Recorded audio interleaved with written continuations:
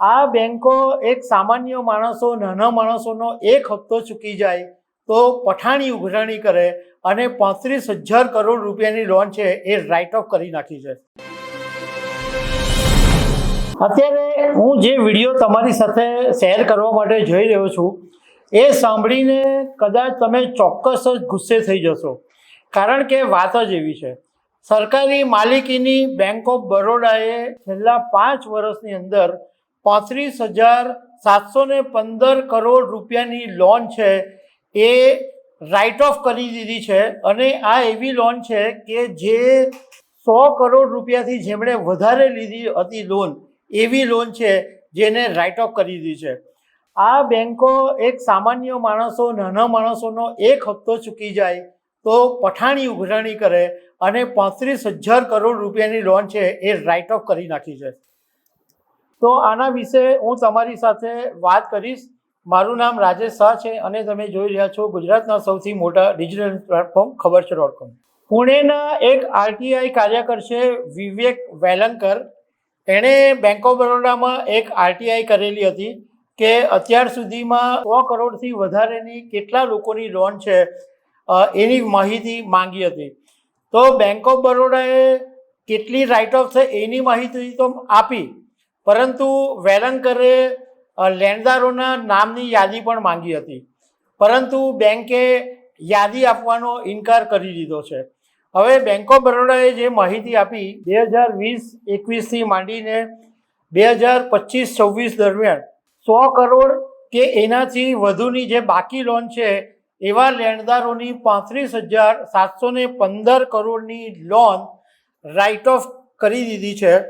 અને નવાઈની વાત એ છે કે આ જે લોકોએ 100 કરોડથી વધારે લોન લીધી છે એવા ખાતાઓમાં માત્ર 9,946 કરોડ રૂપિયા જ બેંક વસૂલી શકી છે. એટલે કે 28%થી પણ ઓછી વસૂલાત કરવામાં આવી છે. આરટીઆઈમાં લેણદારોના નામ જાહેર કરવાની માંગ કરવામાં આવી, પરંતુ આરટીઆઈના કાયદા હેઠળ નામ નહીં જાહેર કરી શકાય એવી એક ટેકનિકલ પોઈન્ટ આગળ ધરીને બેંકે યાદી જાહેર કરવાની ના પાડી દીધી.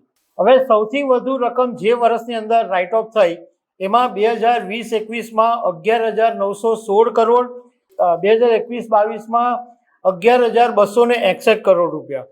હવે તમને થોડી સામાન્ય સમજ પણ આપી દઉં કે લોન રાઇટ ઓફનો મતલબ શું. લોન રાઇટ ઓફનો મતલબ એ છે કે બેંક પોતાની જે બેલેન્સ શીટ છે એમાં આ જે બોજ છે, જે બેડ લોનનો જે બોજ છે એનું જે બેલેન્સ શીટ છે એમાંથી હટાવી દે છે, એટલે એનો બોજ ઘટાડી દે છે. પરંતુ એનો મતલબ એવો નથી થતો કે આ દેવું ખતમ થઈ ગયું છે, એટલે જેને લોન લીધી છે હવે ભવિષ્યમાં ચૂકવવાની જ નથી એવું નથી. બેંક ભવિષ્યમાં કાયદેસરની કાર્યવાહી કરી શકે છે અને પૈસાની વસૂલાત કરી શકે છે. ખાલી જે બેંકોના જે હિસાબ કિતાબ છે એમાંથી આ આંકડો કાઢી નાખ્યો છે, પણ આ આંકડો 35,000 કરોડનો છે. અને જે કંપનીઓ કે જે કોર્પોરેટ્સ કે જે લેણદારોએ અત્યાર સુધી પૈસા નથી ભર્યા એ આગળ પૈસા કેવી રીતના ભરશે એ પણ એક મોટો સવાલ છે. બીજું, આની અંદર બેંક ઓફ બરોડાની પાસે જે વિગત માંગવામાં આવી એમાં એક બીજી વિગત એ પણ બેંક ઓફ બરોડા પાસેથી સામે આવી કે 100 કરોડથી વધારેની લોન છે એમાંથી જેમની સાથે સેટલમેન્ટ થયા છે એમાં 7,817 કરોડ રૂપિયાની રકમ છે એ વસૂલ્યા વગર બેંક ઓફ બરોડાએ છોડી દીધી છે. એટલે 7,817 કરોડ સેટલમેન્ટમાં છોડી દીધા છે.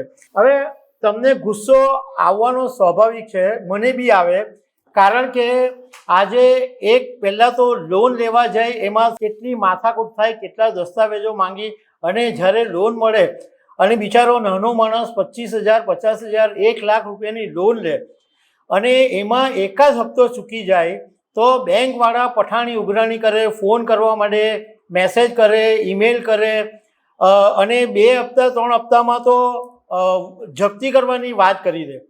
અને આવા 35,000 કરોડ રૂપિયા માટે બેંક કંઈ નથી કરી શકતી.